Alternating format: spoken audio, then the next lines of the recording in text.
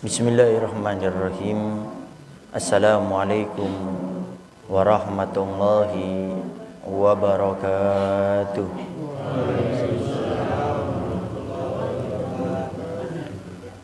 Alhamdulillah. Alhamdulillahi rabbil alamin. Wassalatu wassalamu ala asyrafil anbiya'i wa mursalin sayyidina wa habibina wa syafi'ina wa qurrati a'yunina wa nuri qulubina Muhammad habibi rabbil alamin wa ala alihi wa sahbihi ajma'in. Allahumma salli wa sallim ala sayyidina Muhammad tibbil qulub wa dawaiha wa afiyatil abdani wa shifaiha wa nuril absari wa diyaiha wa kutil arwah wa gidaiha wa ala alihi wa sahbihi wa sallim. Allahumma ja'al sarirati khairan min alaniyati waj'al alaniyati salihah, amma ba'du.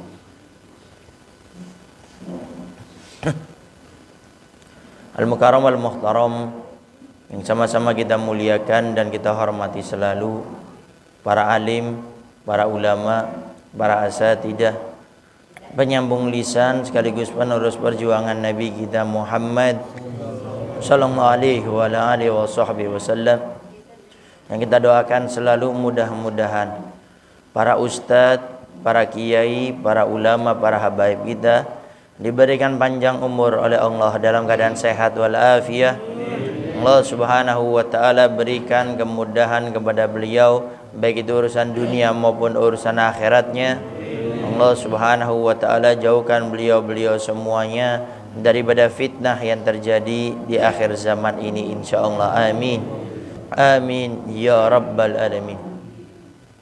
Dan juga tidak mengurangi rasa hormat kami kepada segenap para sepuh, para tokoh masyarakat, para ustadz, para kiai, dan juga segenap para orang tua kami, para bapak dan ibu-ibu, para hadirin wal hadirat yang dimuliakan oleh Allah Subhanahu wa taala. Alhamdulillah, pada subuh kali ini Allah Subhanahu wa taala masih memberikan kepada kita kemudahan sehingga pada subuh kali ini Allah memberikan kita nikmatnya sehingga kita bisa melaksanakan sholat subuh berjamaah. Mudah-mudahan Allah Subhanahu wa taala terus menerus memberikan kepada kita kemudahan untuk selalu melaksanakan semua perintah-perintahnya dan meninggalkan segala sesuatu yang dibenci oleh Allah Subhanahu wa taala, khususnya di dalam melaksanakan sholat 5 waktu berjamaah insyaallah. Amin. Amin ya rabbal alamin.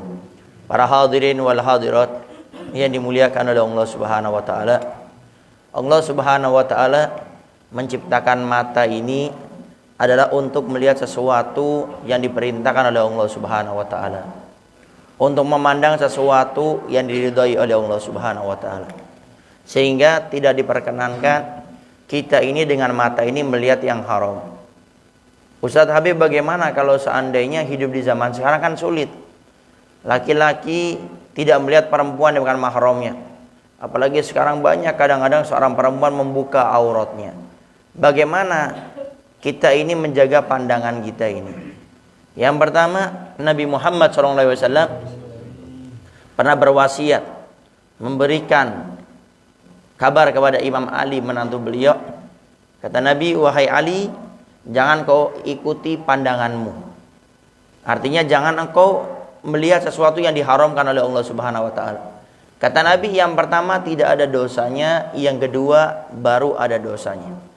Artinya tatkala kita melihat perempuan yang bukan mahramnya kita ataupun yang terbuka auratnya, yang pertama Allah tidak catat sebagai dosa.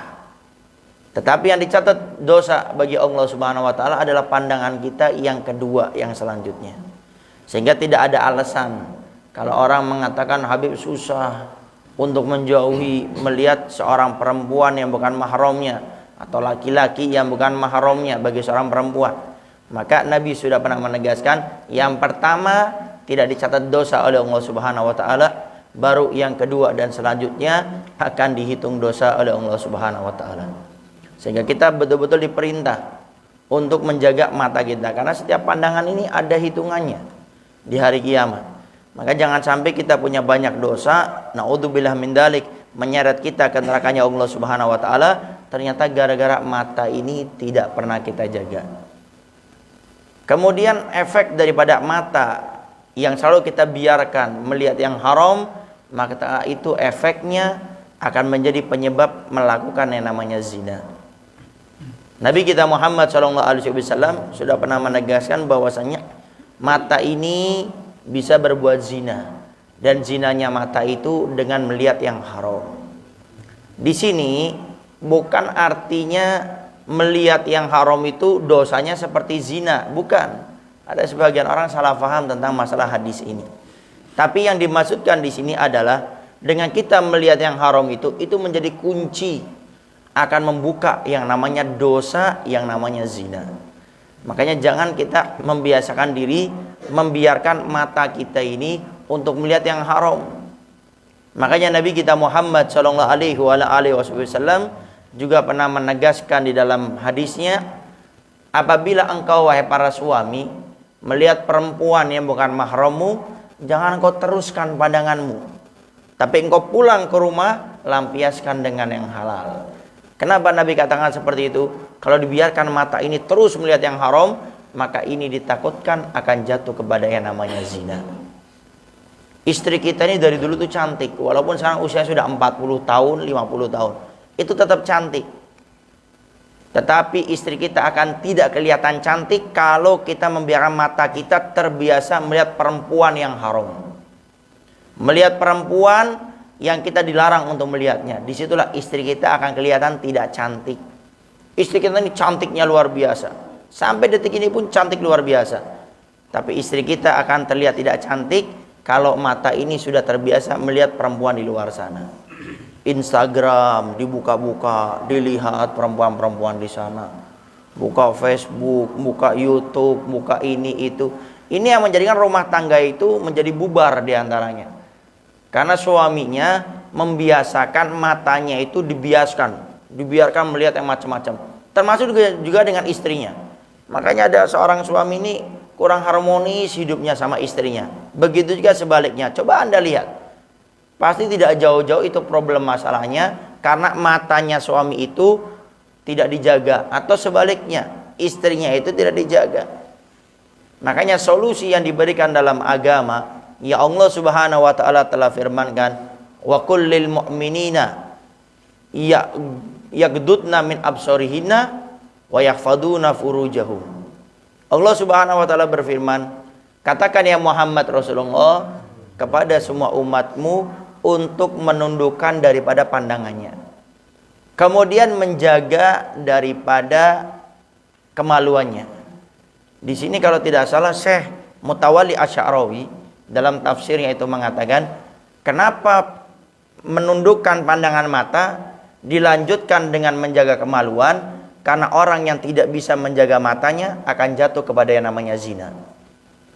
Jadi zina itu Pak Bu tidak terjadi secara langsung, tapi diawali dengan pandangan mata.